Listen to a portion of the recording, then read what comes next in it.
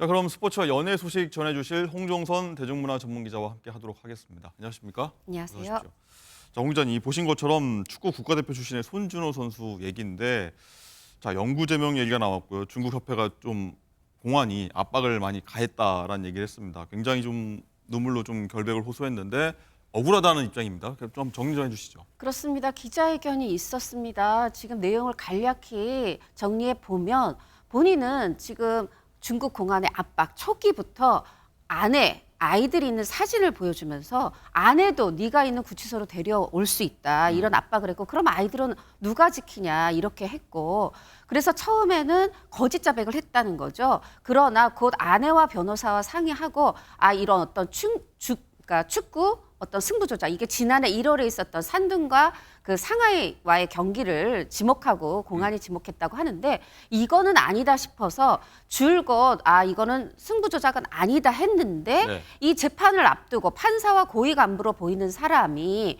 이것에 대해서 20만 위안, 지금 말해지고 있는, 처음에는 이것도 막 더 많았다 그래. 60만, 65만. 근데 한 20만 위안을 금품수수 인정하면은 수일로로 내보내주겠다 해서 본인이라면 누구라도 거기 있었으면 나 같은 판단을 했을 거다. 그래서 20만 위안을 금품 수수를 인정을 하고 네. 마침 또 형량에 대해서 거래도 해서 이미 구금 10개월 돼 있었는데 형량을 10개월 징역형으로 하겠다 하니까 당장 나갈 수 있다는 생각에 동의를 했다. 눈물로 호소를 했는데, 과연 이 기자회견을 보고 많은 분들이 놀라신 분들도 있지만 의문이 풀리셨을까? 아직도 좀 석연찮네 하는 부분은 있다고 생각이 드는 게, 네. 결국은 그러나 그럼 20만 위안은 실제로 받았다는 거 아니냐. 3,700만 원이 넘는 돈을 받았다는 거 아니냐. 이 부분. 그런데 왜 받았는지를 기억하지 못한다고 하니까 이렇게 큰 돈을 받고 기억하지 못하냐. 이런 부분이 지금 아직 국민들 마음속에 있는 의혹을 아주 시원하게 쓸어내렸다.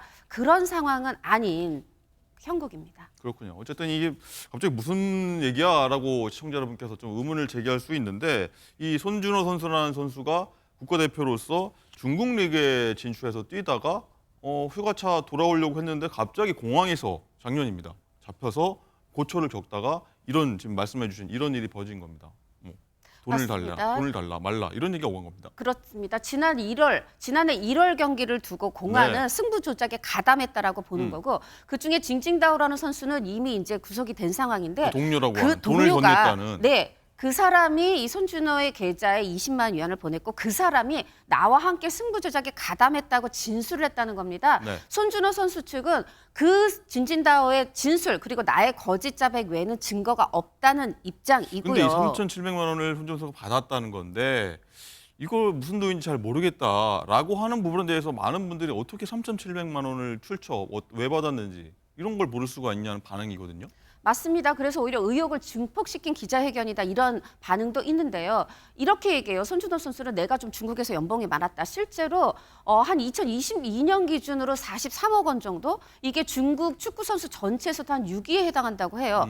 그런데 아무리 연봉이 많았다고 해도 하필이면 그 문제, 그 승부 조작 이 의심되고 중국 공안을 그렇게 보고 있는 그 경기 한 5일, 6일 뒤에 하필 또 승부 조작에 가담한 선수로부터 20만 위안, 적지 않은 큰 돈, 3,765만 원, 이 정도가 입금이 됐다는 거죠. 네. 그런데 이거에 대해서 기억나지 않는다. 이 부분, 사실은 기자회견을 할 거면 이 20만 위안은 사실은 이런 돈이었어요. 네. 빌려줬다가 받은 돈입니다라든가, 혹은 본인이, 공안이 이런 판결을 가지고 중국 재판부가 이런 판결로 저를 징역 10개월을 내세웠습니다 하고 판결문이라도 공개를 해야 되는데, 지금 에이전트 측은요, 본인들도 열람할 생각을 못했다고 하고 지금 현재 수원 FC로 복귀해서 뛰고 있는데 네. 대한축구협회도 그 판결문을 못 봤다는 겁니다. 그래서 기자들이 물었죠. 이거를 언론에 공개할 생각이 있느냐 했더니 열람을 요청을 고려해보겠다. 여기서도 이런 대응에 대해서 국민들은 의아합니다.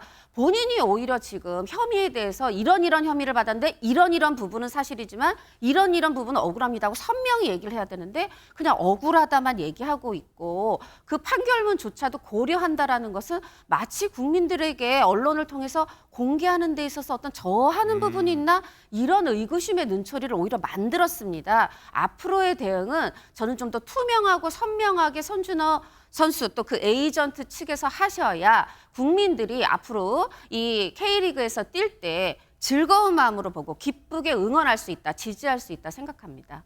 어쨌든 이 중국 축구협회가 국제축구연맹 피파에 이 통보해서 영구 제명시키겠다고 해서 손준호 선수는 일단은 스포츠 중재재판소까지 가서 제소를 해서 끝까지 선수생활 할 수 있도록 하겠다고 하는데 어쨌든 뜨거운 가슴보단 냉정한 머리를 좀 대응하는 게 좀 필요하다 이런 생각이 들겠고요.